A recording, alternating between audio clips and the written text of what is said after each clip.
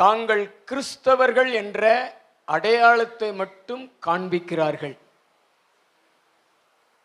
கிறிஸ்தவர்கள் தாங்கள் கிறிஸ்தவர்கள் என்று சொல்லி அடையாளத்தை மட்டும் காண்பிக்கிறார்கள். கிறிஸ்தவர்கள் அடையாளத்தை காண்பிக்க கூடாது, தங்களிடத்தில் இருக்கக்கூடிய கிறிஸ்துவை காண்பிக்க வேண்டும். அதுவும் சிலுவையில் அறையப்பட்ட இயேசுவை காண்பிக்க வேண்டும். உங்களிடத்தில் சிலுவையில் அறையப்பட்ட இயேசு இருந்து அந்த இயேசு கிறிஸ்துவை கள்ளர்களாக இருந்தாலும் அதிகாரிகளாக இருந்தாலும் பார்க்கும் பொழுது ரட்சிக்கப்படுவார்கள், மனம் திரும்புவார்கள். இதைத்தான் அப்போஸ்தலனாகிய பவுல் கொரிந்தியர் சபைக்கு எழுதும் பொழுது 1 கொரிந்தியர் 2:2 வாசிங்களேன். இயேசு கிறிஸ்துவை சிலுவையில் அறையப்பட்ட அவரையே அன்றி வேறொன்றையும் உங்களுக்குள்ளே அறியாதிருக்க தீர்மானித்திருந்தேன். அப்போஸ்தலனாகிய பவுல் கொரிந்தியர் சபைக்கு எழுதும் பொழுது என்ன எழுதுகிறார்?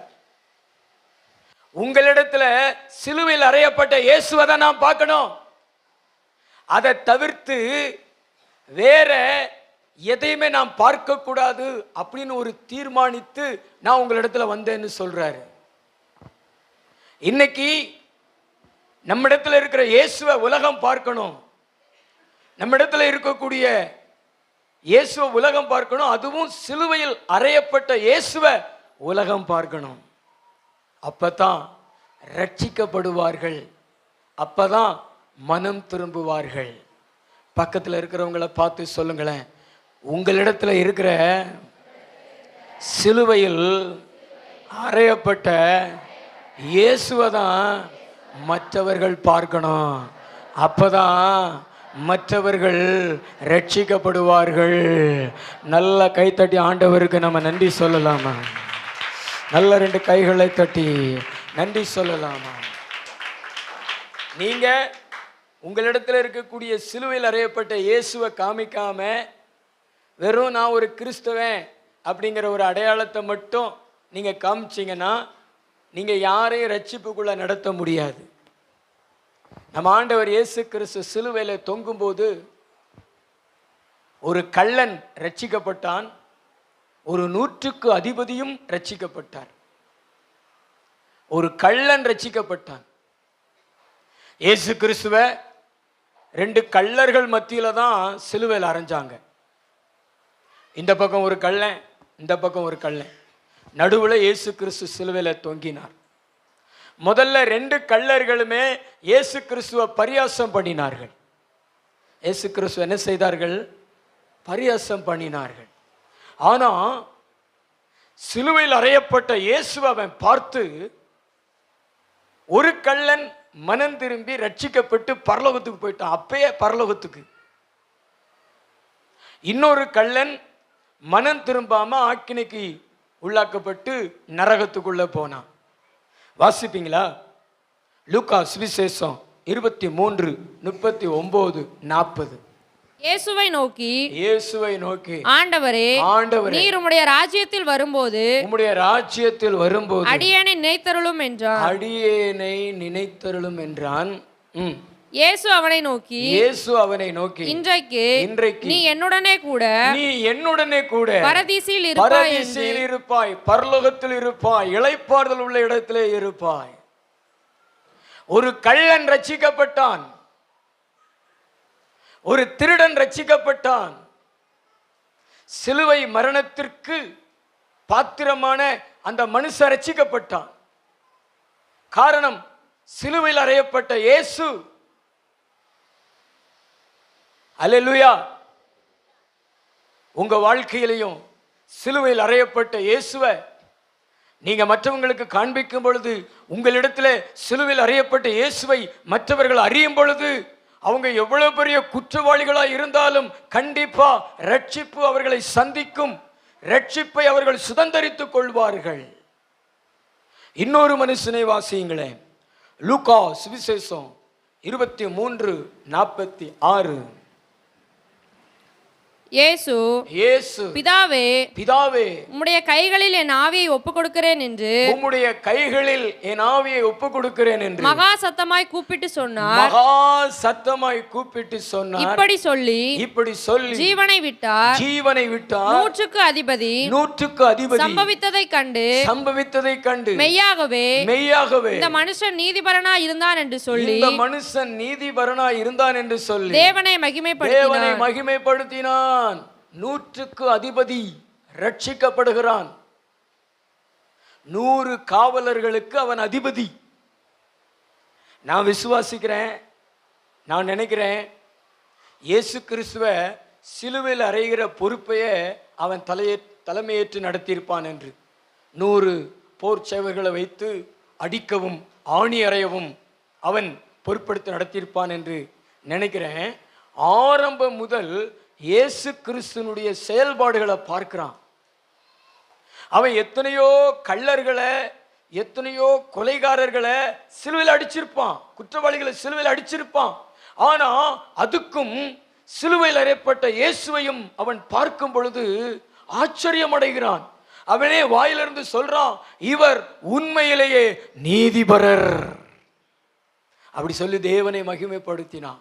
ஏன் அப்படின்னா, இயேசு கிறிஸ்து சிலுவையில் ஜீவனை விடும் பொழுது, பிதாவே உம் கைகளில் என் ஆவியை ஒப்புவிக்கிறேன் என்று சொல்லி ஆண்டவருடைய கரத்தில் தன்னுடைய ஆவியை ஒப்பு கொடுத்து ஜீவனை விட்டார். அல்லேலூயா. பக்கத்தில் உங்களை பார்த்து சொல்லுங்களேன், சிலுவையில் அறையப்பட்ட இயேசுவை எல்லா இடத்துலையும் காமிங்க. பெரிய பெரிய அரசு அதிகாரிகள் ஆண்டவரை ஏற்றுக்கொண்டு ரட்சிக்கப்படுவார்கள். சிலுவையில் அறையப்பட்ட இயேசுவை வெளிப்படுத்துங்க. கள்ளர்கள், கொலைகாரர்கள், குடிகாரர்கள், கொடுமையான குற்றவாளிகள் ரட்சிக்கப்படுவார்கள், மனம் திரும்புவார்கள். இயேசு கிறிஸ்துனுடைய கல்வாரி சிலுவையே மனிதனை ரட்சிக்க கூடியதாக இருக்கிறது. அல்லேலூயா சொல்லுவோமா? உற்சாகம் ஒரு அல்லேலூயா சொல்லுங்கள். அல்லேலூயா. ஆனா இன்றைக்கு கிறிஸ்தவர்கள் கிறிஸ்தவன் என்ற அடையாளத்தை மட்டும் வெளிப்படுத்தி காண்பித்து கொண்டிருக்கிறதுனால தான் சர்ச்சுக்களை கூட நான் ரட்சிக்கப்பட்டேன்னு சொல்லி ரட்சிக்கப்படாமலே ரட்சிக்கப்பட்டது மாதிரி உட்கார்ந்துருக்கிற ஆட்கள் இருக்கிறார்கள். உண்மையிலேயே சிலுவையில் அறையப்பட்ட இயேசுவை நம்ம மற்றவங்களிடத்துல காண்பிக்கும் பொழுது கண்டிப்பா உண்மையான மெய்யான ரட்சிப்பை சுதந்தரித்து இயேசுவுக்காய் வாழ்வார்கள். அல்லேலூயா. கைகள் ஒரு அல்லேலூயா சொல்லுமா? அல்லேலூயா. இன்னைக்கு செய்தியினுடைய தலைப்பு சிலுவையில் அறையப்பட்ட இயேசுவை வெளிப்படுத்துங்கள். சிலுவையில் அறையப்பட்ட இயேசு என்ற தலைப்பில் நம்ம பார்க்க போகிறோம். லூக்கா சுவிசேஷம் 23வது அதிகாரம் 34வது வசனம். அப்பொழுது இயேசு பிதாவே இவர்களுக்கு மன்னியும் தாங்கள் செய்கிறது இன்னதென்று அறியாதிருக்கிறார்களே என்றார். அவருடைய வஸ்திரங்களை போதும் நான் சொல்றத நல்ல கவனிங்க. சிலுவையில் அறையப்பட்ட இயேசு முதல்ல மன்னிக்கும் இயேசு. மாமிசத்தை கொஞ்சம் கூட வெளிப்படுத்தாத இயேசு. பக்கத்துங்களை பார்த்து சொல்லுங்களேன், மாமிசத்தை கொஞ்சம் கூட வெளிப்படுத்தாத இயேசு, மன்னிக்கும் இயேசு. உங்களெல்லாம் யாராவது ஒன்று சொல்லிட்டாங்கன்னு காதில் கேட்ட உடனே நீங்கள் என்ன செய்வீங்க? நேராக வீட்டுக்கு சண்டைக்கு போயிடுவீங்க.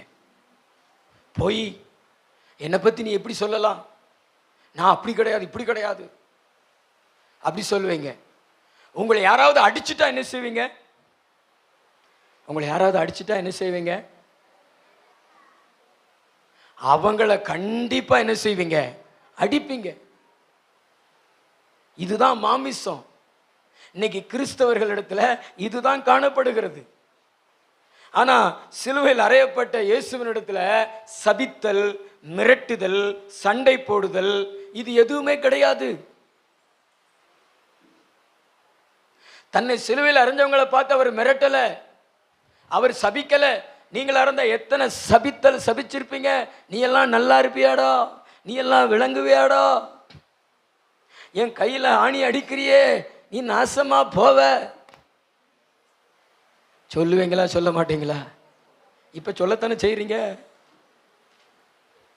எவன் ரட்சிக்கப்படுவான்? உங்க வீட்டுக்காரர் ரட்சிக்கப்படுவாரா? உங்க மனைவி ரட்சிக்கப்படுவாங்களா? மாமிசத்தின் செயல்பாடுகள் ஒரு துளி அளவு கூட இருக்கக்கூடாது. மன்னிப்பு என்னது வெளிப்படணும் சகோதரர்களே? மன்னிப்பு. அண்ணன் தம்பிகளுக்குள்ள மன்னிப்பு. ஒருத்தன் ஒன்று பேசிட்டாலும் இன்னொருத்தன் அண்ணனை என்ன செய்யக்கூடாது? அடிக்கக்கூடாது. அண்ணன் தம்பி சண்டை, புருஷன் மனைவி சண்டை, பக்கத்து வீட்டுக்காரங்க கூட சண்டை சண்டை சண்டை சண்டை. அதனாலதான் உலகம் ரட்சிப்பை பெற்றுக்கொள்ள முடியாமல் தள்ளாடுகிறது. கிறிஸ்தவர்களே இன்னைக்கு மக்கள் ரட்சிக்கப்படுவதற்கு தடையா இருக்கிறார்கள்.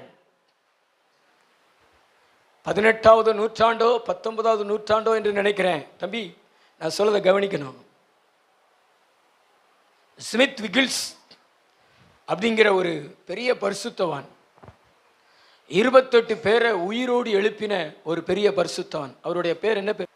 ஆனா அவர் ஆரம்பத்தில் ரட்சிக்கப்படலை. அவர் மனம் திரும்பலை, இயேசுவை ஏற்றுக்கொள்ளலை. சாதாரண ஒரு பிளம்பர் வேலை செய்கிறவர், வீடுகளில் போய் பைப்புகளை பிட் பண்றவர்.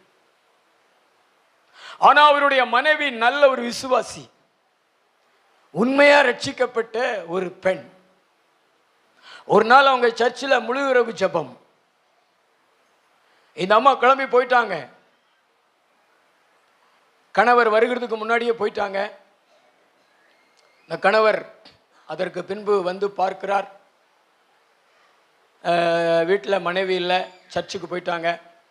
இவர் வீட்டுக்குள்ளே போய் கதவை பூட்டி சாப்பிட்டு அப்படியே உள்ள தூங்குகிறார். ஒரு 3 மணிக்கு 4 மணிக்கு தானே ஜெபம் முடிப்பாங்க. அந்த ஜெபம் முடித்து அந்த அம்மா வர்றாங்க. வீட்டு கதவு பூட்டி இருக்கிறது. கதவை தட்டுறாங்க. ரொம்ப நேரமாக தட்டுறாங்க. ஆனால் கதவு என்ன செய்யப்படலை? திறக்கப்படலை. திறக்கப்படலை. இந்த அம்மா வாசல்லையே உட்காந்துட்டாங்க. அவர் தூங்கி எந்திரிச்சு 6 மணிக்கு கதவை திறப்போம் அப்படி சொல்லிட்டு வந்து கதவை திறக்கிறாரு. இந்த அம்மா அப்படி வீட்டுக்குள்ளே பொத்துன்னு விழுகிறாங்க. உட்காந்துருந்தாங்க தூங்கிக்கிட்டு. அவர் நினைச்சாரு, நம்ம கதவை திறக்கல, இவ விடிய விடிய பணிக்குள்ள உட்காந்துருக்கிறா, இன்னைக்கு கண்டிப்பா நமக்கு நல்ல வசவு விழுவோம், நம்மகிட்ட கோபத்தை வெளிப்படுத்துவா அப்படின்னு நினைத்து கொண்டிருந்தாரு. ஆனா அந்த அம்மா உள்ள விழுந்து படக்குன்னு எந்திரிச்சு நேர அடுப்பாங்கரைக்கு போய் இருக்கிற பாலை எடுத்து டீ போட்டு கொண்டு வந்து அவங்க வீட்டுக்கார்ட்ட கொடுத்துச்சு. அன்னைக்கு ரட்சிக்கப்பட்டவர் ஸ்மித் விகில்ஸ். அன்னைக்கு இயேசுவை ஏற்றுக்கொண்டவர். அதான் சிலுவையில் அறையப்பட்ட இயேசுவை மட்டும் நீங்க காட்டுங்க, வேற எதையும் காட்டாது. உங்க கோபம், உங்க வைராக்கியம், உங்களுடைய சண்டை வீரம் இதெல்லாம் யாரையும் ரட்சிக்காது. உன்னையே ரட்சிக்காது பிரதர், உன்னையே ரட்சிக்காது. இந்த உலக நாடுகள் சண்டை போடுறாங்களே, எவன் அதை ரட்சிக்குது? ஒருத்தன் குண்டு போட்டு மக்களை சாகடிக்கிறான், ஆளுகளும் சாகுறாங்க. நீ ஆயத்தப்படுத்தி வைத்திருக்கிற உன் ஆயுதங்கள் உன்னை ரட்சிக்காது. ஆனா ஆண்டவருடைய சுபாவம், அந்த மன்னிக்கிற அந்த சுபாவம் உங்களுக்குள்ளே இருந்து அதை மற்றவங்களிடத்துல வெளிப்படுத்தினீங்கன்னா நான் சொல்கிறேன், ரட்சிக்கப்படாத கள்ளர்கள் ரட்சிக்கப்படுவாங்க, பெரிய பெரிய அதிகாரிகள் ரட்சிக்கப்படுவாங்க, பெரிய பெரிய மனிதர்கள் ரட்சிக்கப்படுவாங்க. எத்தனை பேர் நான் சொல்லுகிறத நம்புகிறீங்க? மன்னிங்க. பின்னாடி இருக்கிற சகோதரிகள் மன்னிங்க. ஒரு சின்ன தவறை கூட பெருசா ஊதிராதீங்க, போராடாதீங்க, பிரச்சனை பண்ணாதீங்க. உங்க கணவர் கூட போராடாதீங்க, பிரச்சனை பண்ணாதீங்க. மாமியார் கூட போராடாதீங்க, பிரச்சனை பண்ணாதீங்க. வேலை செய்கிற இடத்துல போராடாதீங்க, பழி வாங்காதீங்க, சபிக்காதீங்க, யாரையும் திட்டாதீங்க, உங்க கோபத்தை வெளிப்படுத்தாதீங்க, மாமிசத்தை துளி அளவு கூட வெளிப்படுத்தாதீங்க. சிலுவையில் அறையப்பட்ட இயேசுவை மட்டும் வெளிப்படுத்துங்க. பிதாவே, இவர்களுக்கு மன்னியும், தாங்கள் செய்கிறது இன்னதென்று அறியாது இருக்கிறார்கள் என்று சொல்லி ஆண்டவர் இயேசு கிறிஸ்து தன்னை அடித்தவர்களை, தன்னை காரி துப்பினவர்களை, தன்னை புறக்கணித்தவர்களை, தன்னை நிந்தித்தவர்களை ஆண்டவர் மன்னித்தது போல நீங்களும் மன்னியுங்கள். இந்த உலகம் ரட்சிப்புக்குள்ளே வரும்.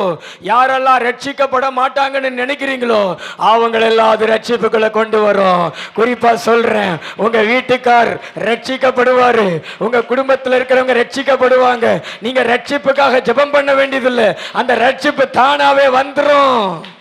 ரட்சிப்பு வந்து ஜெபித்து வருகிறது அல்ல, வாழ்க்கையின் நடைமுறைகள்ல தான் ரட்சிப்பு. உற்சாகமா ஒரு அல்லேலூயா சொல்லுங்களேன்.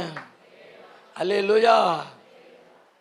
உங்களுடைய வாழ்க்கையில் சிலுவையில் அறையப்பட்ட இயேசுவை வெளிப்படுத்துங்க. வெளிப்படுத்துவீங்களா? கர்த்தருக்கு மகிமை உண்டாகட்டும். இரண்டாவது, எபிரேயர் நிருபம் 12:2. அவர் தமக்கு முன் வைத்திருந்த சந்தோஷத்தின் பொருட்டு, அவர் தமக்கு முன் வைக்கப்பட்டிருந்த சந்தோஷத்தின் பொருட்டு அவமானத்தை எண்ணாமல் சிலுவையை சகித்து தேவனுடைய சிங்காசனத்தின் வலது பாரிசத்தில் வீற்றிருக்கிறார்.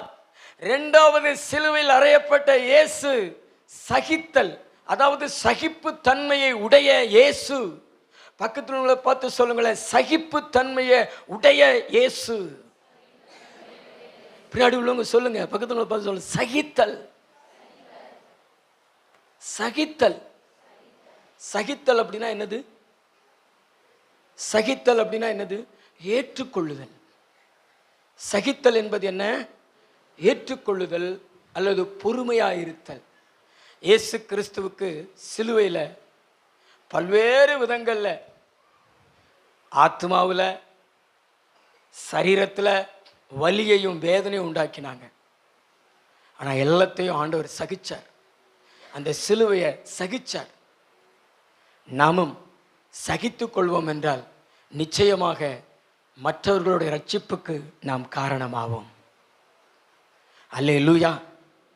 அந்த சகித்தல் என்பதற்கு இன்னொரு இடத்துல நல்ல ஒரு விளக்கம் கொடுத்திருக்கிறது. ஏசாயா 53:7. அவர் நெருக்கப்பட்டும் ஒடுக்கப்பட்டும் இருந்தார், ஆனாலும் தம்முடைய வாயை அவர் திறக்கவில்லை. அடிக்கப்படும்படி கொண்டு போகப்படுகிற ஒரு ஆட்டுக்குட்டியை போலவும்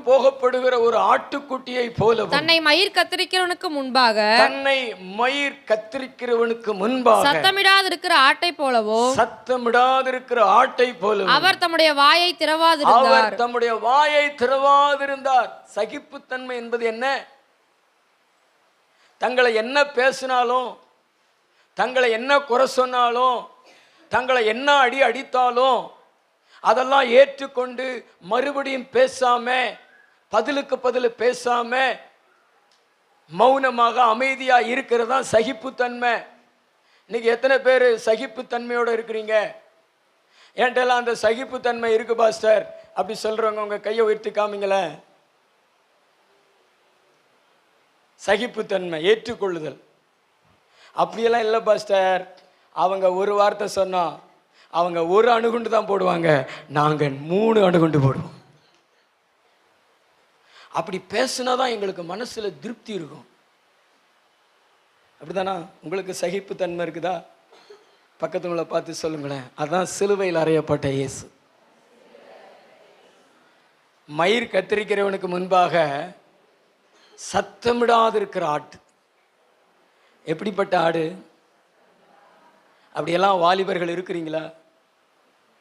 அப்படியெல்லாம் பின்னாடி சகோதரர்கள் இருக்கிறீங்களா? பக்கத்துங்களை பார்த்து சகிப்புத்தன்மை இருக்குதா? உங்கள் வீட்டுக்கு முன்னாடி ஒருத்தர் குப்பையை கொண்டு வந்து போடுறாரு, நீங்கள் மறுபடியும் கூட்டி அங்கொண்டே போடுறீங்க. அவங்க இங்கிட்டு கொண்டு வந்து போடுறாங்க, நீங்கள் அங்கிட்டு கொண்டு போடுறீங்க. 3 முறை அப்படி. அடுத்து கை கலப்பு, டமால் டுமில். தண்ணி பம்புக்கு போகிறீங்க, உங்களுக்கு முன்னாடி குடத்தை வச்சு பிடிச்சிட்டாங்க, ஆனால் நீங்கள் தான் சீக்கிரம் போயிருக்கீங்க. நீ எப்படி பிடிக்கலாம்? நான் தானே ஃபர்ஸ்ட் வந்தேன். எல்லா இடங்களிலும் சகிப்புத்தன்மையை நீங்கள் பெற்றுக்கொள்வீர்கள் என்றால் நிச்சயமாய் சொல்லுகிறேன், நீங்க மற்றவர்களுடைய ரட்சிப்புக்கு காரணமாகலாம். இயேசு கிறிஸ்துவை இன்னைக்கு உலகமே ஏற்றுக்கொண்டு அவருக்குள்ள வந்து ரட்சிக்கப்படுகிறது என்றால் அவருடைய சிலுவையின் சகிப்புத்தன்மை தான் காரணம். அந்த விபரீதங்களை சகித்தார். ஆண்டவருக்காக சகிக்கிறவங்களுக்கு மகிமை உண்டு, சிங்காசனம் உண்டு. தனக்கு முன் வைக்கப்பட்டிருக்கிற அந்த சந்தோஷத்தின் பொருட்டு சகித்தார். நீங்களும் இயேசுவுக்காக சகித்துக் கொள்ளுங்கள், இயேசுவுக்காக சகித்துக் கொள்ளுங்கள். அப்படி நீங்க சகிக்கும் பொழுது நிச்சயமா தேவன் உங்களுக்கு ஒரு மகிமையை வச்சிருக்கிறார், சந்தோஷத்தை வச்சிருக்கிறார். சந்தோஷத்தை கொடுக்கக்கூடிய நன்மைகள், சந்தோஷத்தை கொடுக்கக்கூடிய காரியங்கள் உங்க வாழ்க்கையில வரும். சகிப்புத்தன்மை உள்ளவர்களுக்கு வரும். அல்லேலூயா. ஆனா பிசாசு உங்களை பொறுமை இழக்க வச்சிடறான். என்ன இழக்க வச்சிடறான்? பொறுமை இழக்க வச்சிடறான். ஆண்டவர் நம்ம கூட இருந்தா போதும், தேவன் நம்மளை நடத்துவார். ஆனா சகிப்புத்தன்மை நமக்கு வேணும். பக்கத்துல பார்த்து சொல்லுங்களேன். நிறைய பேர் வசனத்தை கேட்காத மாதிரி தெரிகிறது. கேட்குறீங்களா? என்ன தன்மை வேணும்? சகிப்புத்தன்மை. உங்க செருப்பை யாராவது போட்டுட்டு போயிட்டாங்க, வெளியில் நீங்கள் புதுசாக வாங்கிட்டு வந்திருக்கீங்க, 300 ரூபாய்க்கு வாங்கிட்டு வந்திருக்கீங்க, காணும். என்ன செய்வீங்க? கர்த்தர் கொடுத்தார், கர்த்தர் எடுத்தார். கர்த்தருடைய பரிசுத்த நாமத்துக்கு ஸ்தோத்திரம். தேடி பார்க்கணும், கிடைச்சா போட்டுக்கிறணும். மறுநாள் ரோட்டில் ஒரு சிஸ்டர் போட்டுட்டு போகுது, காலை பிடிச்சி என் செருப்பை கொள்ளத்து. நீங்க சகிச்சீங்கன்னா ஆண்டவர் உங்களுக்கு அதை விட அதிகமான விலையேறப்பட்ட நன்மைகளை தருவார். இதெல்லாம் ஏன் நடக்கு தெரியுமா? நம்மளை ஆண்டவர் சில நேரம் பரிசோதித்து பார்ப்பார். நம்ம வாழ்க்கையில் இப்படிப்பட்ட விபரீதங்கள்லாம் ஏன் நடக்கும் தெரியுமா? நமக்குள்ள உண்மையிலே சகிப்புத்தன்மை இருக்குதா அப்படின்னு டெஸ்ட் பண்ணி பார்ப்பார். இருந்துச்சுன்னா பிளஸ்ஸிங் தான், இல்லைன்னா ஆசீர்வாதம் இருக்காது. ஆமென். உற்சாகமாக ஒரு அல்லேலூயா சொல்லுங்களேன். ஹல்லேலூயா. மூன்றாவது ஒரு காரியத்தை வாசிங்களேன். சிலுவையில் அறையப்பட்ட இயேசு. எபிரேயர் 10:19-20 வாசிங்க. ஆகையால் சகோதரரே நாம் பரிசுத்த ஸ்தலத்தில் பிரவேசிப்பதற்கு இயேசுவானவர் தமது மாம்சமாகிய திரையின் வழியாய், நம்முடைய மாம்சமான திரையின் வழியாய் புதிதும் ஜீவனுமான மார்க்கத்தை நமக்கு உண்டு பண்ணினபடியால் அந்த மார்க்கத்தின் வழியாய் பிரவேசிப்பதற்கு அவருடைய இரத்தத்தினாலே நமக்கு தைரியம் உண்டாயிருக்கிறபடியினாலும் அல்லேலூயா சொல்லுவோமா? உற்சாகமா ஒரு அல்லேலூயா சொல்லுங்களேன். அல்லேலூயா. மனுஷன் முதல்ல புசிக்க கூடாது என்று தேவன் சொல்லியிருந்த கனியை பிடுங்கி சாப்பிட்டான். என்ன தம்பி, மனுஷனுக்குள்ள பாவம் எப்போ வந்துச்சு? ஏதேன் தோட்டத்தில் இருக்கும் பொழுது புசிக்க கூடாதுன்னு தேவன் சொல்லியிருந்த கனியை பிடுங்கி சாப்பிட வைத்தான் பிசாசு. சின்னத்துறை. பாவம் மனுஷனுக்குள்ள எப்படி வந்தது? தோட்டத்தில் இருக்கக்கூடிய நடுவில் இருக்கக்கூடிய கனியை நீ என்ன செய்யக்கூடாது? பிடுங்கி சாப்பிடக்கூடாதுன்னு சொன்னார். பிடுங்கி சாப்பிட்டான். பாவம் மனுஷனுக்குள்ள வந்தது. பாவம் மனுஷனுக்குள்ள வந்ததுனால அவன் தேவனை இழந்தான். தேவன் அவனை ஏதேனை விட்டு துரத்தினார். தேவனுக்கு அவனுக்கு சம்பந்தம் இல்லை. ஆனால் பழைய ஏற்பாடு காலத்தில் ஆண்டவர் மக்களை நேசித்தார். ஆபிரகாமை அழைத்தார், மோசே அழைத்தார். அவங்க மூலமாக ஆசாரிப்பு கூடாரங்கள் அமைக்க ஆண்டவர் கிருபை செய்தார். தேவனுடைய வார்த்தைகளை கொடுத்தார். அந்த ஆசாரிப்பு கூடாரத்தில் கூட பார்த்தீங்கன்னா 3 பகுதி இருக்கும். நான் சொல்றது நல்லா கவனமாக கேட்கணும். எத்தனை பகுதிகள் இருக்கும் ஆசாரிப்பு கூடாரத்தில்? 3 பகுதிகள் இருக்கும். அதாவது இங்கே தான் ஸ்க்ரீன் இருக்கும். தேவாலயத்தில் ஒரு பெரிய திரைச்சல் இருக்கும். இதுக்கு உள்ளதான் உடன்படிக்கப்பட்டு இருக்கும். தேவன் வாசம் பண்ணுவார். வெளியில ஆசாரியர்கள் லேவியர்கள் இருப்பாங்க. பலிபீடம் இருக்கும், வெண்கல தொட்டி இருக்கும். அதுக்கு அடுத்து பார்த்தீங்கன்னா வெளிப்பிரகாரம் கேட்டிருக்கு. பார்த்தீங்களா, முன்னாடி நீங்கள்லாம் கேட்டுக்கு வெளியே நின்று தான் கர்த்தரை ஆராதிக்கணும். எங்கே நின்று வெளியே ஆராதிக்கணும்? கேட்டுக்கு வெளியே, அதாவது வெளிப்பிரகாரம். 2வது பார்த்தீங்கன்னா பரிசுத்த ஸ்தலம். 3வது மகா பரிசுத்த ஸ்தலம். நீங்கள் உள்ளே வராதபடிக்கு ஒரு பெரிய திரை இருக்கும். இது மறைச்சிக்கிட்டு இருக்கும். ஆனால் இயேசு கிறிஸ்து இந்த திரையை கிழிச்சார். எப்படி கிழிச்சார்னா, தன்னுடைய மாமிச திரையை கிழிச்சு, அதாவது தன்னுடைய சரீரத்தை கிழிச்சு, தன்னுடைய சரீரத்தை கிழிக்க ஒப்பு கொடுத்து, எனக்குள்ள கூடி பிதாவின் இடத்துல போங்க அப்படி சொல்லி, இன்னைக்கு நம்ம எல்லாரும் தேவனிடத்துல வந்திருக்கிறோம்னா இயேசுக்குள்ள கூடி வந்திருக்கிறோம். இயேசு தான் நமக்கு வழியாய் மாறி இருக்கிறாரு. இன்னைக்கு நம்ம தேவனுக்கு பிள்ளையாக இருக்கிறோம். யோவான் 1:12 சொல்லுகிறது, இயேசு கிறிஸ்துவின் நாமத்தின் மேல விசுவாசம் உள்ளவர்களாய் அவரை ஏற்றுக்கொண்டவர்கள் எத்தனை பேர்களோ அத்தனை பேர்களும் தேவனுடைய பிள்ளைகளாகும்படி அதிகாரம் கொடுத்திருக்கிறார். இன்னைக்கு நம்ம எல்லாம் தேவனுடைய பிள்ளைகள். இன்னைக்கு பரிசுத்த ஸ்தலத்துக்குள்ள வந்திருக்கிறோம், மகா பரிசுத்த ஸ்தலத்துக்குள்ள வந்திருக்கிறோம். நமக்கும் தேவனுக்கு இடையில எந்த இடைவெளியும் கிடையாது. ஏன்னா இயேசு கிறிஸ்து தன்னுடைய மாமிச திரையை கிழிச்சு அதுக்குள்ள கூடி கொண்டு வந்துட்டாரு. வேற ஒரு திரை இருந்தா இருக்கட்டும், ஆனா என் மாமிசத்தை நான் கிழிச்சு அதுக்குள்ள கூடி என் பிள்ளைகளை கொண்டு வருவேன்னு சொல்லி இன்னைக்கெல்லாம் நம்மளை கொண்டு வந்திருக்கிறாரு. இன்னைக்கு நாம் பிதாவின் பிள்ளைகள். நம்ம எல்லாம் பரலோகத்துக்கு போவோம். இயேசு நமக்கு வழியாய் மாறி இருக்கிறாரு. இயேசுவே வழியும் சத்தியமும் ஜீவனுமாய் இருக்கிறார். யோவான் 14:6 சொல்லப்பட்டிருக்கிறது, நல்ல 2 கைகளை தலைக்கு மேல கை தட்டி எங்களுக்காக தன்னுடைய சரீரத்தை கிழிக்க ஒப்பு கொடுத்தவரே, உம்முடைய விழாவிலே ஈட்டினால குத்தி கிழித்து எங்களை பிதாவினிடத்தில் சேர்த்தவரே, நல்ல வாயை திறந்து சொல்லுங்க.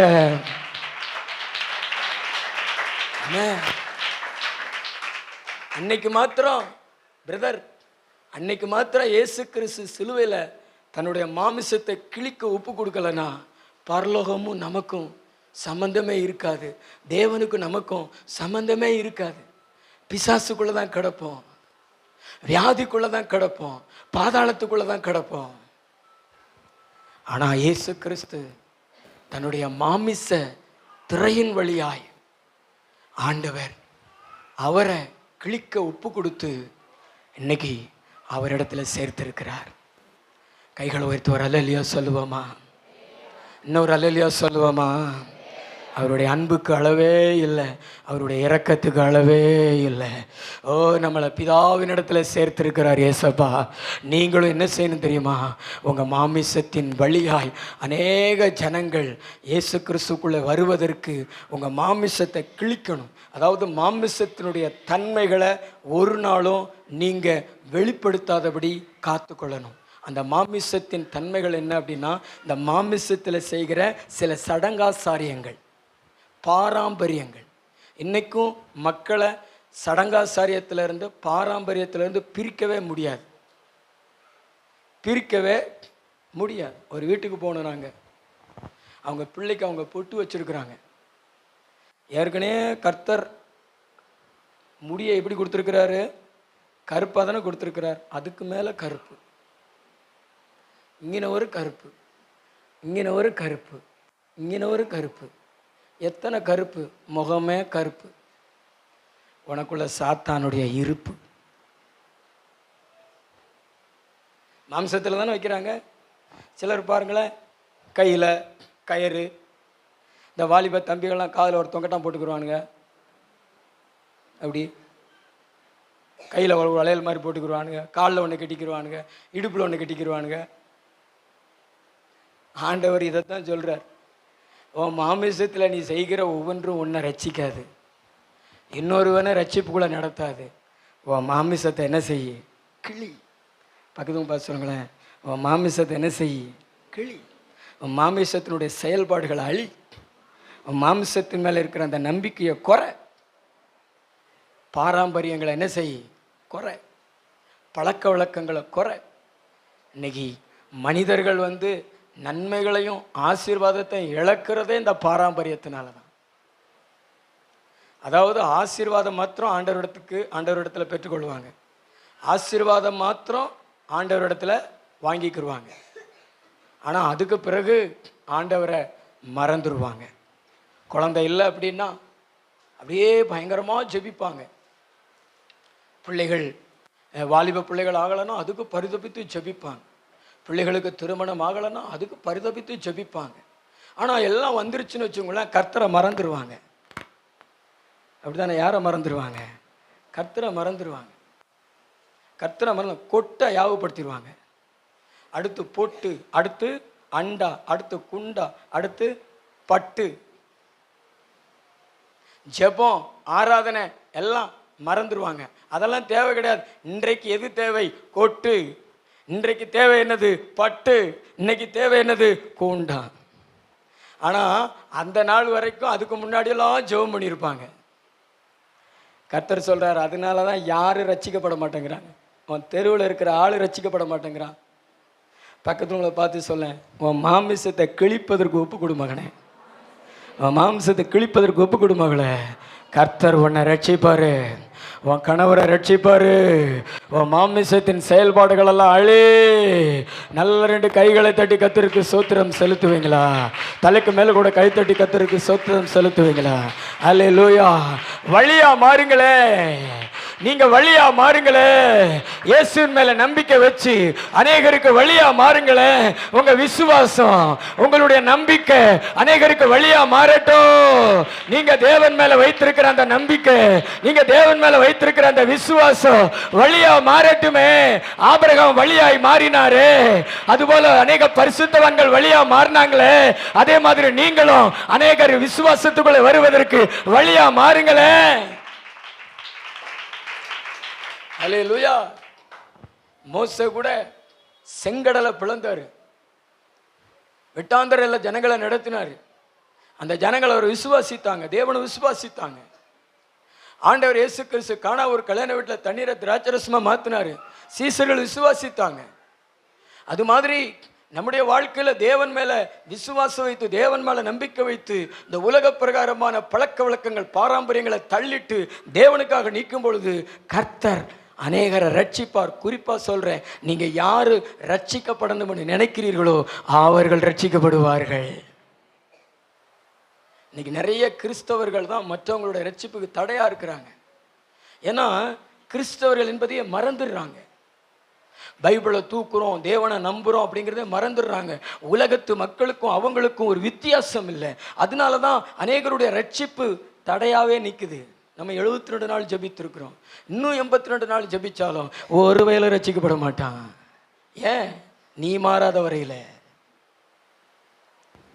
பக்கத்துங்களை பார்த்து சொல்லுங்களேன், நம்ம ஜெபிக்கவும் செய்யணும், நம்ம மாறணும், நம்ம பழக்க வழக்கங்கள் மாறணும், நம்ம விசுவாசத்தை, நம்ம நம்பிக்கையை உயர்த்தி காமிக்கணும். நம்ம வீட்டில் பால் காய்ச்சி நடந்தாலும், நம்ம வீட்டில் திருமணம் நடந்தாலும் இயேசுதான் மகிமைப்படணும். நம்ம விசுவாசம்தான் மேலோங்கி நிற்கணும்.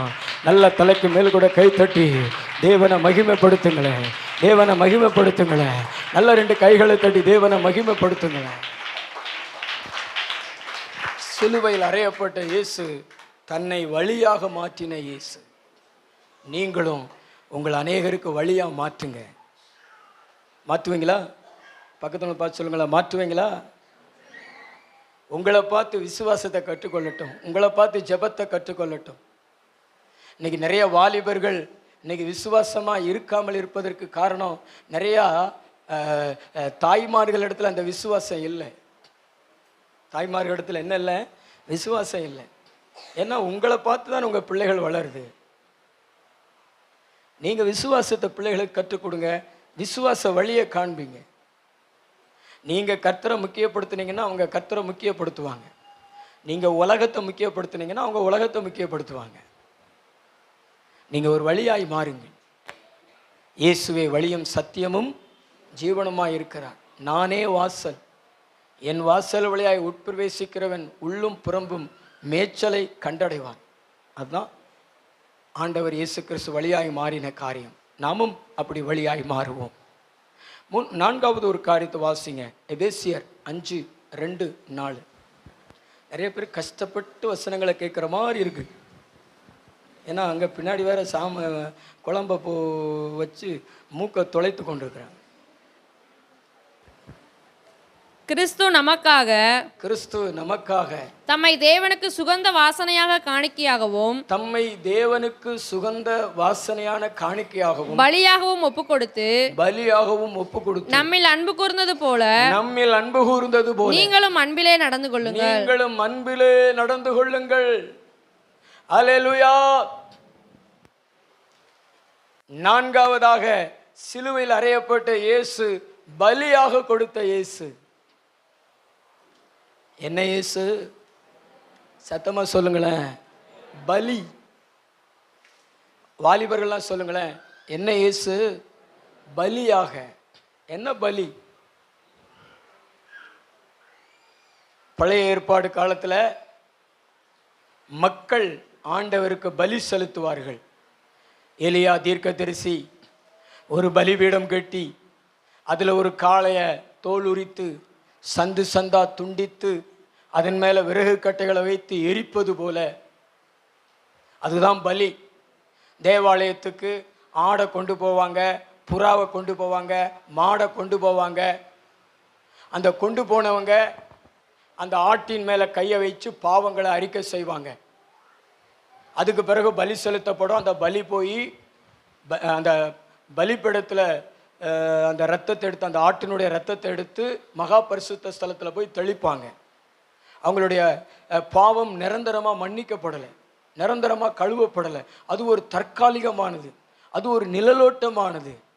ஆனால் 2026 ஆண்டுகளுக்கு முன்பாக ஆண்டவர் இயேசு கிறிஸ்து தன்னுடைய இரத்தத்தை சிந்தும்படியாக தன்னை ஒரு பலியாக ஒப்பு கொடுத்து, இயேசு கிறிஸ்து தன்னை ஒரு பலியாக ஒப்பு கொடுத்தார், ஆஃபரிங்காக ஒப்பு கொடுத்தார், காணிக்கையாக ஒப்பு கொடுத்தார். அதே மாதிரி இன்றைக்கு நாமும் நம்முடைய வாழ்க்கையில் நம்முடைய சரீரத்தை ஜீவ பலியாக நாம் ஒப்பு கொடுக்க வேண்டும். ஜீவ பலியாக நாம் காணிக்கையாய் கொடுக்க வேண்டும். கைகளை ஒருத்தர் ஒரு அல்லேலூயா சொல்லுங்களேன். அல்லேலூயா. அப்படி கொடுப்பது எப்படி என்பது அப்போஸ்தலனாகிய பவுல் சொல்லுகிறார் பாருங்களேன்.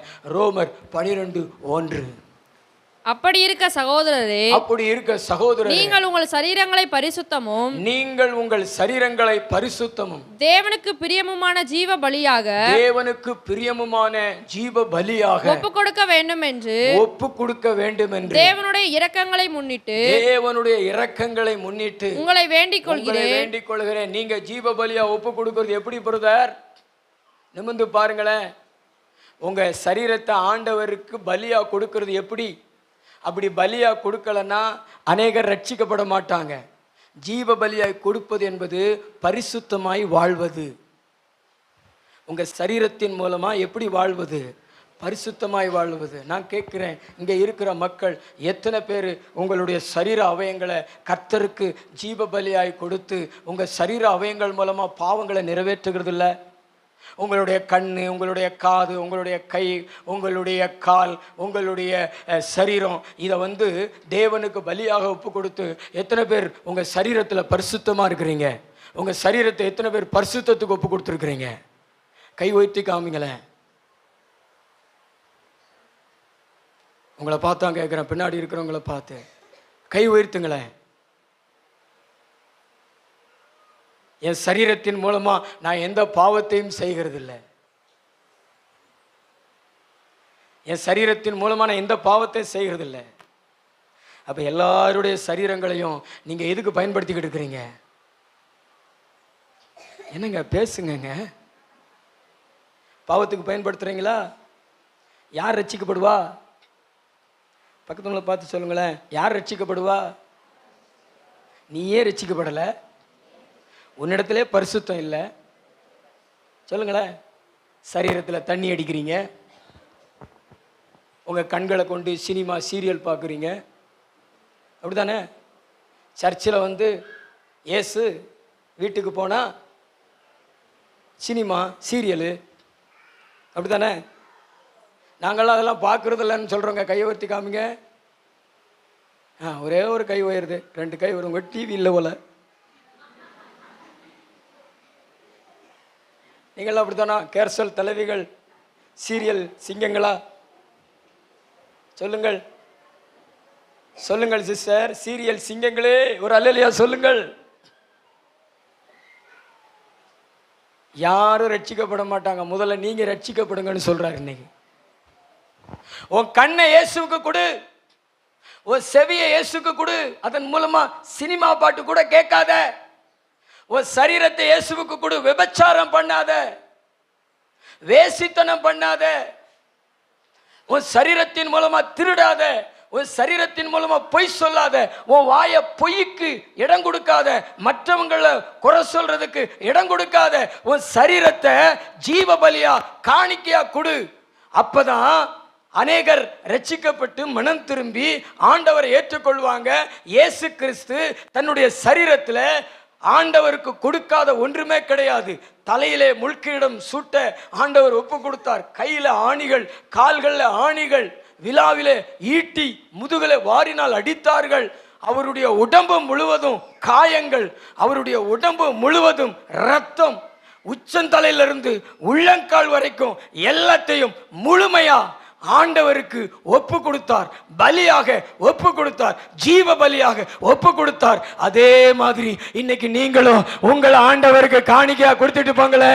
அநேகருக்கு பிரயோஜனப்படுங்களே. அநேகர் மனம் திரும்புவதற்கு காரணமாகுங்களே.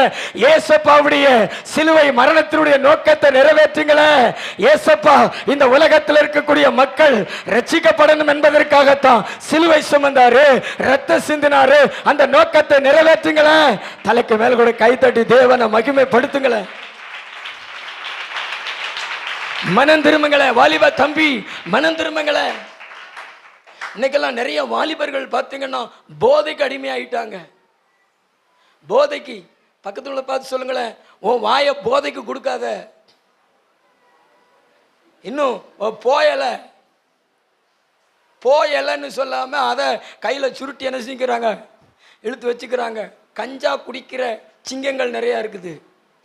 நம்ம சர்ச்சில் இருக்காங்களான்னு தெரியல. புகை ஊதுகிற சிங்கங்கள் நிறையா இருக்குது. சொல்லுங்களேன் பிரதர், உங்களை பார்த்து தான் கேட்குறேன். உன் சரீரத்தை ஜீவ பலியை ஒப்பு கொடு. உன் மனைவி ரட்சிக்கப்படுவாங்க, உங்கள் பிள்ளைகள் ரட்சிக்கப்படுவாங்க.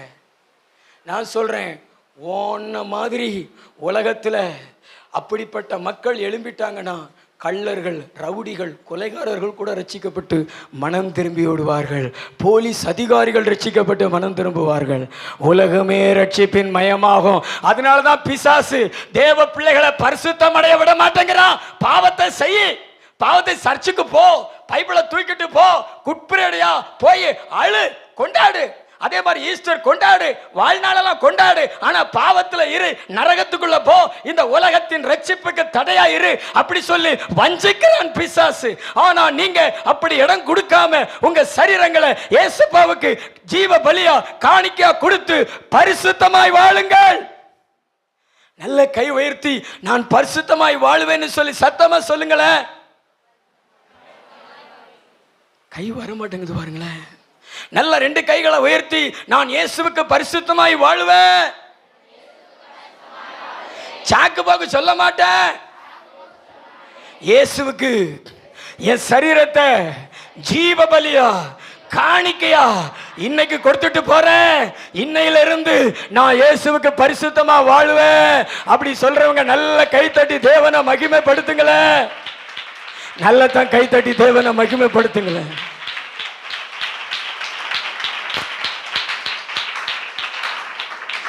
சினிமா கூட நான் பார்க்க மாட்டேன்னு ஒரு தீர்மானம் எடுத்துட்டு போ சகோதரா. செல்போன்ல என் கண்களை நான் காத்துக்கொள்வேன்னு சொல்லி தீர்மானம் எடுத்துட்டு போ. ஆண்டவருக்கு பிரியமில்லாத அருவருப்பானவைகளை பார்க்காத, அருவருப்பான வார்த்தைகளை பேசாத. உன்னை தேவனுடைய ஆலயமா ஒப்புக்கொடு. உன்னை கர்த்தருக்கு காணிக்கையா கொடு. என் கண் இனி இயேசுவுக்கு, என் காது இனி இயேசுவுக்கு, என் வாய் இனி இயேசுவுக்கு, நான் முழுமையா இயேசுவுக்குன்னு ஒப்பு கொடுத்துட்டு போ. உன்னை பார்த்து நிறைய பேர் ரட்சிக்கப்படுவாங்க. ஆமென். நான் சொல்றது புரியுதா உங்களுக்கு? நீ வேலைக்கு போறியா, பட்டாசு தொழிற்சாலையில் அங்கே வேற மாதிரி மாறிடாத. அந்த ரட்சிப்பின் வாசனை வெளிப்படட்டும், உன்னை பார்த்து கேட்கட்டும், நீங்கள் எந்த சர்ச்சுக்கு போகிறீங்க, நீங்கள் ஆண்டவருடைய பிள்ளையா, நீங்கள் ரட்சிக்கப்பட்டிருக்கீங்களா, நீங்கள் மற்றவங்கள மாதிரி இருக்க மாட்டேங்கிறீங்களே, கட்டுப்பாடாக இருக்கிறீங்களே, ஒழுக்கமாக இருக்கிறீங்களே, பரிசுத்தமாக இருக்கிறீங்களே அப்படின்னு கேட்கட்டும். அந்த ரட்சிப்பின் வாசனை வெளிப்படட்டும். செண்டு போட்டால் வாசனை அடிக்குதா? சிலர் கேட்குறாங்களா, செண்டு போட்டிருக்கியான்னு கேட்குறாங்களா, அல்லது அவங்களே தெரிந்து கொள்கிறாங்களா செண்டு போட்டிருக்காங்க அப்படின்னு? அதே மாதிரி இவங்க ரட்சிக்கப்பட்டிருக்காங்கன்னு சொல்லிட்டு நீ படிக்கிற பள்ளிக்கூடத்தில் தெரியட்டும், நீ வேலை செய்கிற இடத்துல தெரியட்டும், சர்ச்சில் தெரியட்டும், நீ வசிக்கிற தெருவில் தெரியட்டும். இன்னைக்கு ரட்சிப்பின் வாசனையை காணுமே. என்ன வாசனையை காணும் சொல்லுங்க பிரதர்? உலகத்து மக்களை போலதான். இதைத்தான் அப்போஸ்தலனாகிய பவுல் சொல்கிறார், நீங்கள் உலகத்துக்கு ஒத்த வேஷம் தெரியாமல் உங்களுடைய மனம் புதிதாகிறதுனால மறுரூபமாகுங்கள். உலகத்து மனுஷனுக்கும் உங்களுக்கு ஒரு வித்தியாசம் வேணும்னா உங்கள் மனம் புதுசாகணும், உங்கள் மனசு புதுசானதான் நீங்கள் மறுரூப வாழ்க்கை வாழ்வீங்க. உலகத்து மக்களை போல வாழ மாட்டீங்க, மாம்சத்துக்குரியவங்களா வாழ மாட்டீங்க, மாம்சத்தில் நடக்க மாட்டீங்க, நீங்கள் ஒரு மறுரூப வாழ்க்கை வாழ்வீங்க. நான் சொல்லுது புரியுதா? எத்தனை பேருக்கு புரிஞ்சது? பின்னாடியில் உங்களுக்கு புரிஞ்சதா? பக்கத்துல பார்த்து சொல்லுங்களேன். இன்னைக்கே காணிக்கையை கொடுங்க. என்ன காணிக்க? கவர் காணிக்கல, துட்டு காணிக்கல. உங்கள் கண்ணை, உங்கள் காதை, உங்கள் மூக்கை, உங்கள் வாயை, உங்கள் உச்சந்தலையிலேருந்து உங்களை ஆண்டவருக்கு காணிக்கப்படியில் போட்டுட்டு போங்க. பரிசுத்தமாக வாழுங்க, பரிசுத்தமாக வாழுங்க.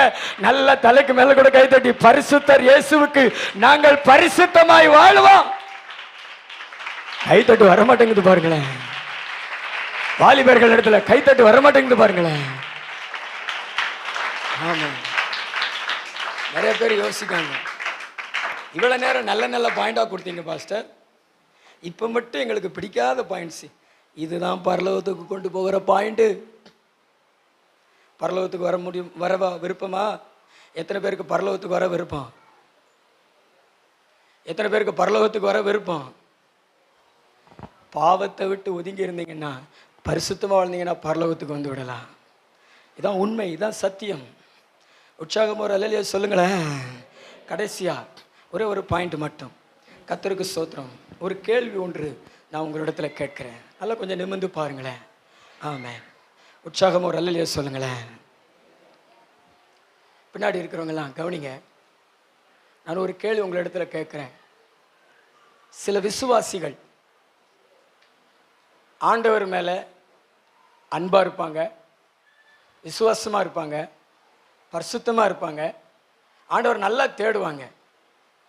ஆனால் அவங்களுடைய வாழ்க்கையில் உபத்திரவம், பாடு மாறவே மாறாது, இன்னும் அதிகமாகிக்கிட்டே தான் இருக்கும்.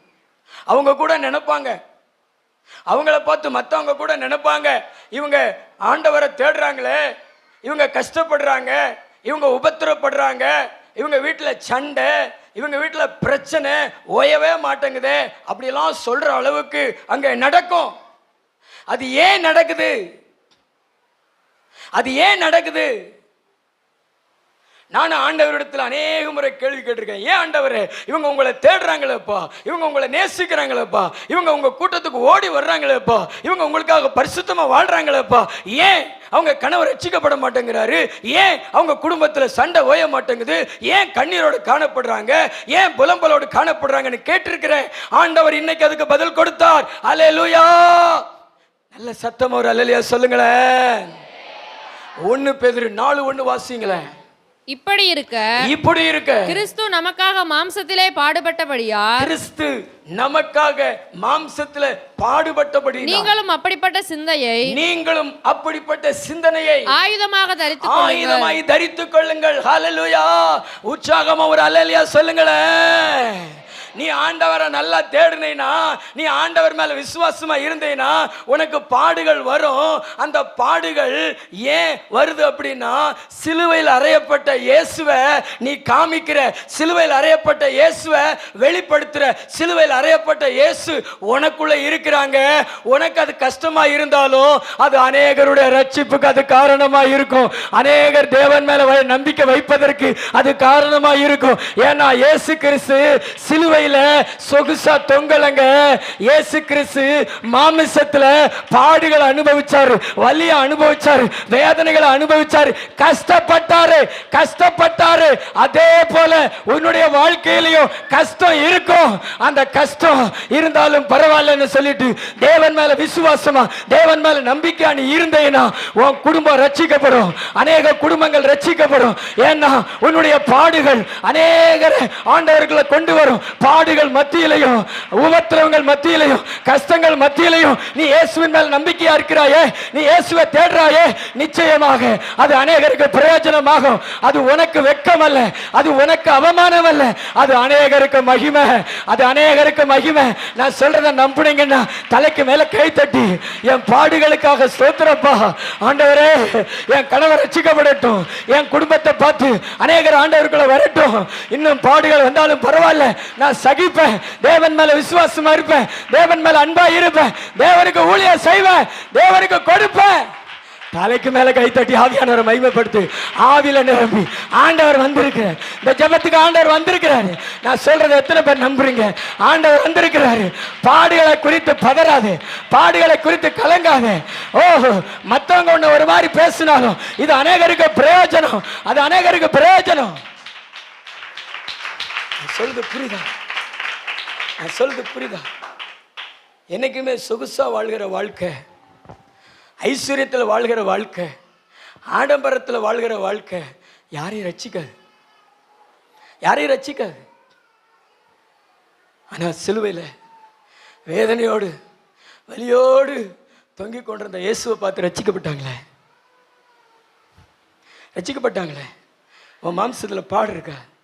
பயப்படாது, நீ பாதி இல்லை, நீ சிலுவையில் அறையப்பட்ட இயேசுவை வெளிப்படுத்துற. நீ உனக்குள்ள இயேசு வெளிப்படுறார். உன் சரீரத்தில், உன் குடும்பத்தில் உபத்திரத்தையும் பாடையும் அனுபவிக்கிறீனா, உன்னில் இயேசுவை பார்க்கிறார்கள்.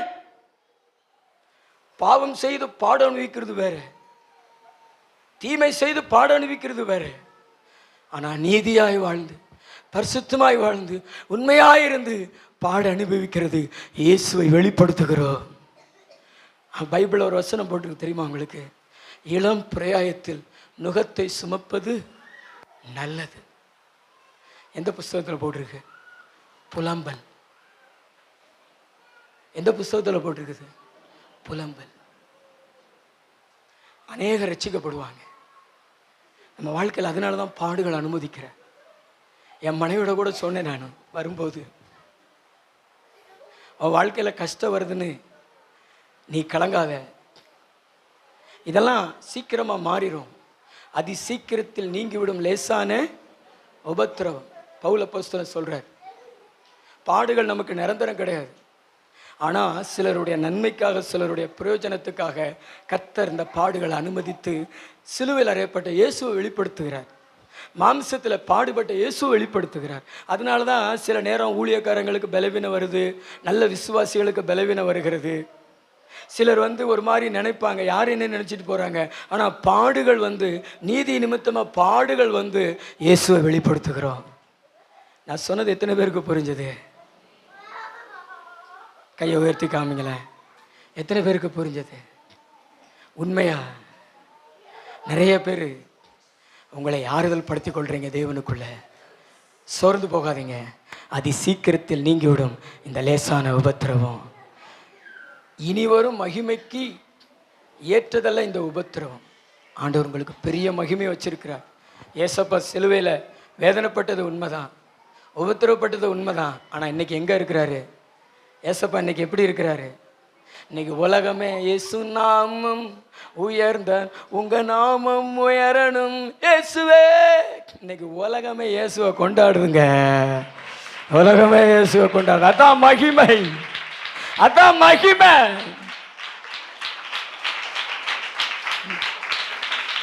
அதனால பாடுகளை குறித்து பதறாதீங்க. அவங்கெல்லாம் நல்லா இருக்காங்களே, இவங்கெல்லாம் நல்லா இருக்கிறாங்களேன்னு நினைக்காதீங்க. அவங்ககிட்ட இருந்து இயேசு வெளிப்படலை, ஆனால் உங்களிடத்துல இருந்து இயேசு வெளிப்படுகிறார். உங்கள் பிள்ளைகள் இயேசுவை பார்க்குறாங்க, உங்கள் கணவர் இயேசுவை பார்க்குறாங்க. ஒரு நாள் ரட்சிக்கப்படுவாங்க, சந்திக்கப்படுவாங்க. இதான் மாம்சத்தில் சிலுவையில் அறையப்பட்ட இயேசு. நான் 5 காரியம் சொன்னேன். முதல்ல மன்னிக்கும் இயேசு, 2வது சிலுவையை சகித்த இயேசு, 3வது தன்னை வழியாக மாற்றின இயேசு, 4வது பலியாக கொடுத்த இயேசு, 5வதாக மாம்சத்தில் பாடுபடுகிற இயேசு. சொகுசா வாழ்கிற இயேசுல நம்ம இயேசு. அப்படி வாழ்ந்திருந்தாருன்னா யாரையும் ரட்சித்திருக்க முடியாது. மாம்சத்தில் பாடு. பக்கத்துக்கு பார்த்து சொல்லுங்களேன், உங்கள் பாடுகளை குறித்து கவலைப்படாதீங்க. பின்னாடி உள்ளவங்க கணவர் அடிக்கிறாரு, கொடுமைப்படுத்துறாரு, பரியாசம் பண்ணுறாங்க, நிந்திக்கிறாங்க, ஒதுக்கி வைக்கிறாங்க. நோ, கவலைப்படாதீங்க. உங்களிடத்துல இயேசு இருக்கிறார், உங்களிடத்துல இயேசு இருக்கிறார். சிலுவையில் அறையப்பட்ட இயேசு இருக்கிறார். அதனுடைய அடையாளம் தான் இந்த பாடு. அதி சீக்கிரத்தில் நீங்கிவிடும் இந்த லேசான உபத்திரவம். கர்த்தர் சொல்றாரு, இனி வரும் மகிமைக்கு ஏற்ற இந்த உபத்திரவம் ஒப்பானது அல்ல. கர்த்தர் உன்னை மகிமைப்படுத்த போறாரு. கர்த்தர் உன்னை மகிமைப்படுத்துறாரு. எத்தனை பேர் நம்புறீங்க? தலைக்கு மேல கூட கை தட்டி நல்ல கொஞ்ச நேரம் ஆவியில நிறைஞ்சு சொல்வீங்களே, நல்ல ஆவியில நிறைஞ்சு சொல்வீங்களே, நல்ல அந்நிய பாஷை பேசி சொல்வீங்களே. ஆமென். முழங்கால் படியிடுங்களேன், முழங்கால் படியிடுங்களேன். அநேகருடைய ரட்சிப்புக்கு நீங்கள் காரணமாகுங்களேன். ஜெபிங்களேன். சகோதரியே, உன் விசுவாசத்தை தளர விடாத, உன் விசுவாசத்தை விட்டு கொடுக்காத. கஷ்டம் கண்ணீர் அனுபவி. ஏசப்பா உனக்குள்ள இருக்கிறாரு. எத்தனை பேர் கூட ஆண்டவர் பேசினார் இந்த வார்த்தைகள் மூலமா? உங்க 2 கைகளை உயர்த்தி காமிங்களேன். உங்களுக்காக நான் ஜெபிக்கிறேன். உங்க கூட பேசியிருக்கிறார் ஆண்டவர். எத்தனை வாலிபர்கள் உங்களை ஜீவ பலியா ஒப்பு கொடுக்குறீங்க பரிசுத்தத்திற்கு? தம்பி, உன்னை பரிசுத்தத்துக்கு ஒப்பு கொடுக்குறியா? நான் இயேசுவுக்கு பரிசுத்தமா வாழ்வேன். எத்தனை பேர் ஒப்பு கொடுக்குறீங்க? உன் கையை உயர்த்தி காமிய. சிலுவையில் அறையப்பட்ட இயேசுவை நான் வெளிப்படுத்துவேன், ஒப்பு கொடுங்களேன்.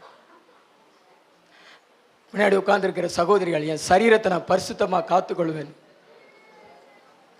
எத்தனை வாலிபர்கள் உங்கள் கைகளை உயர்த்துவீங்க? என் சரீரத்தை நான் பரிசுத்தமாக காத்துக்கொள்வேன். வேசித்தனத்துக்கு என் சரீரத்தை கொடுக்க மாட்டேன். வேசிகள் இடத்துல அடவு வைக்க மாட்டேன். விபச்சாரத்துக்கு கொடுக்க மாட்டேன்.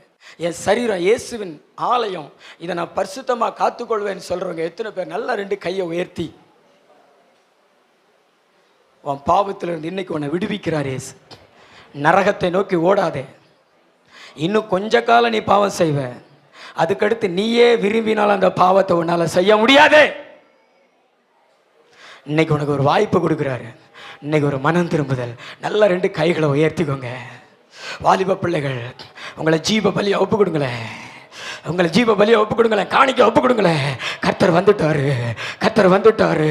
கர்த்தர் கையை உயர்த்திருக்கிற அத்தனை பேர் மேலையும் வந்துட்டாரு. கர்த்தர் தொடுறாரு. உன்னை பரிசுத்தமா வாழ வைப்ப.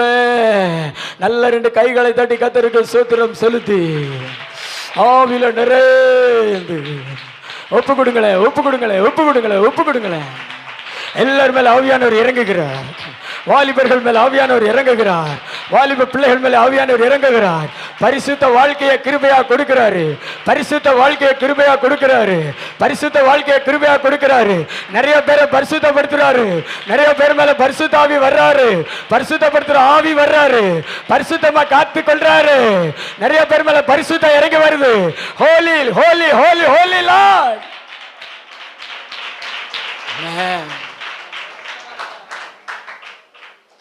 பரிசுத்தத்துக்கு ஒப்பு கொடுத்துருக்கீங்களா? இன்னும் ஒப்பு கொடுக்கலன்னா ஒப்பு கொடுங்க. பரலோக பிதாவே, பரிசுத்த ஆவியானவரே, நீர் கொடுத்த வார்த்தைக்காய் நன்றி. நீர் அழைத்து கொண்டு வந்த ஆத்துமாக்களுக்காக ஸ்தோத்திரம். எல்லாரையும் ஆசீர்வதிங்கப்பா. உடைய ரத்த கோட்டைகளை மறைங்க, சாட்சியாக நடத்துங்க. உங்கள் நன்மை, உங்கள் கிருபை, உங்கள் தயவு பெருகட்டும். ஆண்டவரே, சிலுவையில் நீர் சம்பாதித்த எல்லா ஆசீர்வாதங்களுக்கும் பங்குள்ளவங்களா பத்திரவன்களா மாற்றுங்க. ரட்சிக்கப்படாதவர்களை ரட்சிங்க ஐயா. நன்மையும் கிருபையும் தொடரட்டும். இயேசு கிறிஸ்துவின் மூலம் பிதாவே.